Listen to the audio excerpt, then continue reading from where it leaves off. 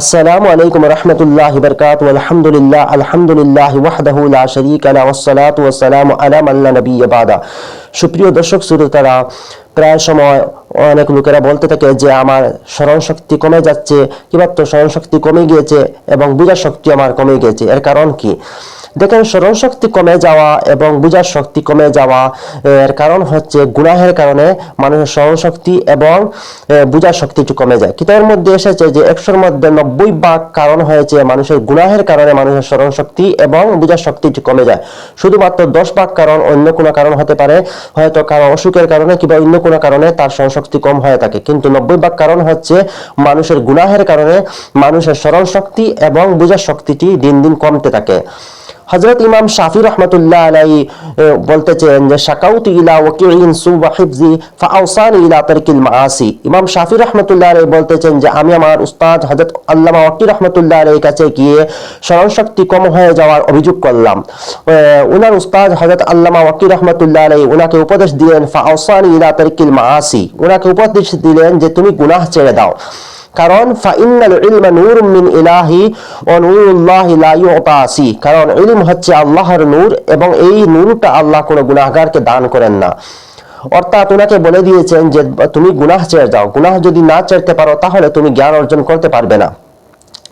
দেখেন, গুনাহের কারণে মানুষের স্মরণ শক্তি দিন দিন অনেক কমে যায়, এতটুকু পর্যন্ত কমে যায় মানুষ নামাজের মধ্যে গিয়ে কত রাকাত নামাজ পড়েছে এগুলো এ কথাটাও তার স্মরণ থাকতে পারে না, এমন পর্যায়ে মানুষ চলে যায়। তাই গুনাহের কাছ থেকে নিজেকে যতক্ষণ পর্যন্ত না বাঁচাতে পারবেন আপনার স্মরণ শক্তি আপনার কখনোই বাড়বে না।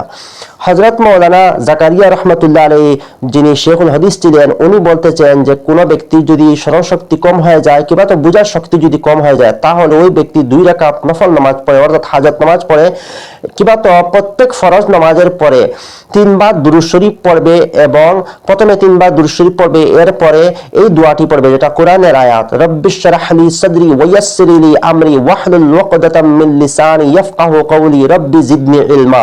এই দোয়াটি 11 বার পড়বে, এরপরে আবার 3 বার দুরূদ শরীফ পড়বে, তাহলে আল্লাহ রাব্বুল আলামিন তাহার স্মরণ শক্তি বাড়িয়ে দিবেন।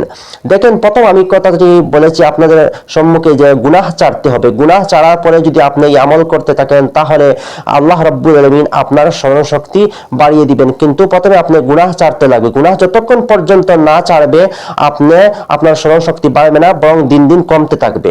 2 নম্বর আরেকটা স্মরণ শক্তি বাড়ার উপায় হচ্ছে যে আপনি বেশি বেশি করে যদি কোরআন তিলাওয়াত করতে থাকেন কিংবা তো কোরআনের সূরাগুলো হিফজ করতে থাকেন তাহলে আপনার স্মরণ শক্তি বাড়তে থাকবে। যত বেশি হিফজ করতে থাকবেন, যত বেশি কোরআন তিলাওয়াত করতে থাকবেন, তাহলে আল্লাহ রাব্বুল আলামিন আপনার স্মরণ শক্তি, বোঝার শক্তি দিন দিন বাড়াতে থাকবেন।